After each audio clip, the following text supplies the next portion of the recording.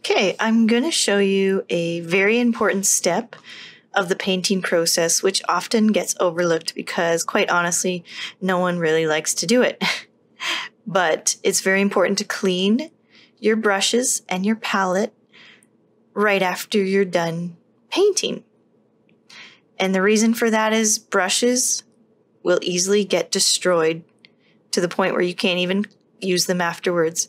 Palettes you can save, but brushes are a lot harder.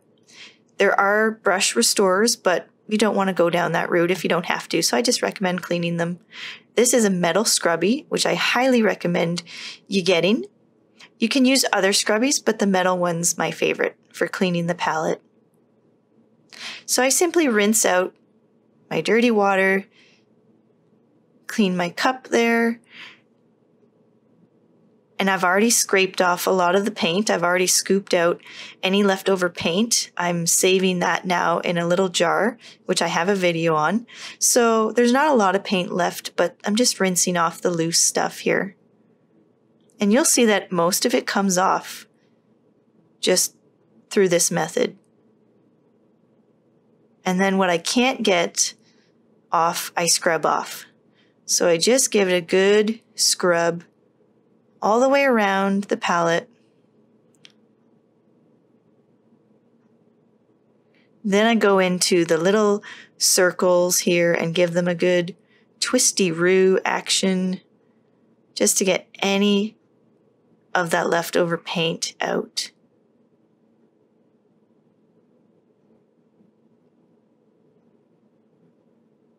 And ta-da, we have a nice clean palette. It does stain a little bit with the paints, but as long as it's clean to touch, that's fine.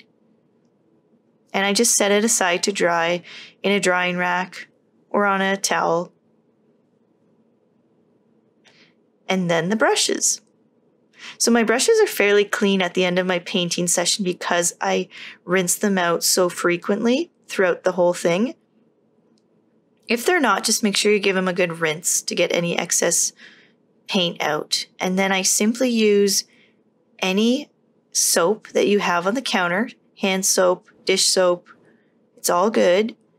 I just squirt some into my hand and give it another little twisty-roo action here. These are all technical terms. And basically just rinsing it out until there's no color left in the water.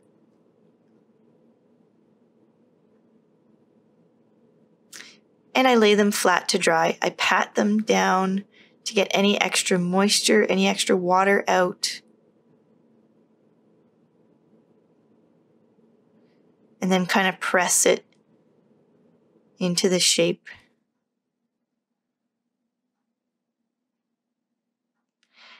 And then simply repeat the same process with the rest of your brushes. Swirly-roo. Sometimes brushes will get a little rangy, so I will show you how to shape them here. You just want to press the brush into a nice flat shape with lots of water. And then another trick for the extra rangy bristles is to get some paper towel.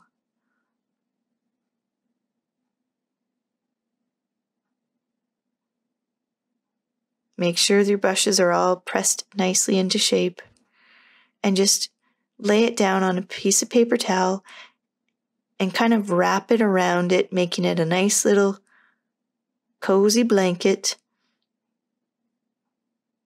And then lay it flat to dry in the paper towel.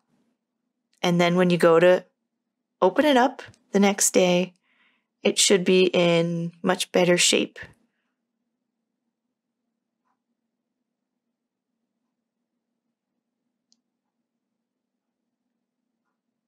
So if you have waited a little too long for your palette to be cleaned and it's all dried on, what you can do is simply put it paint side down in your sink, fill it up with some hot water, about 5 minutes or so, and that'll loosen off most of the paint and you'll be able to scrub it just like we did here.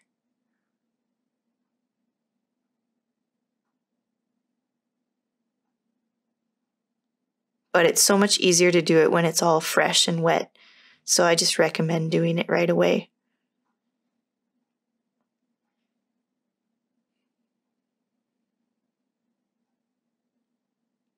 And then if you do invest in some higher quality brushes, I have a brush soap that I like to use.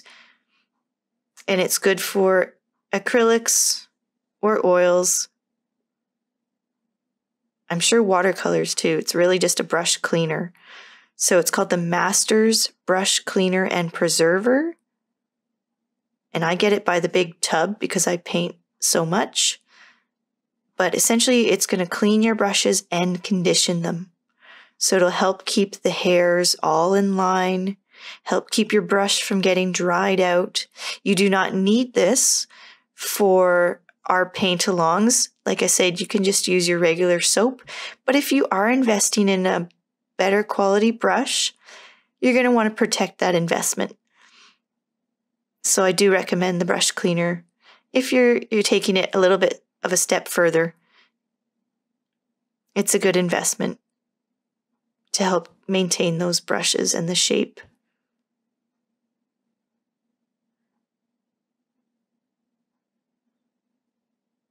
I've noticed a big difference in my brushes over the years as I switched over to this brush cleaner.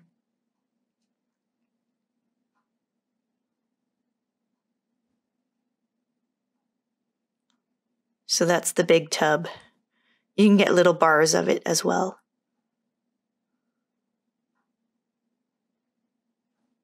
And something also to keep in mind, if you have acrylic paints with a high pigment in them, you'll want to use gloves when you're rinsing out your brushes and everything.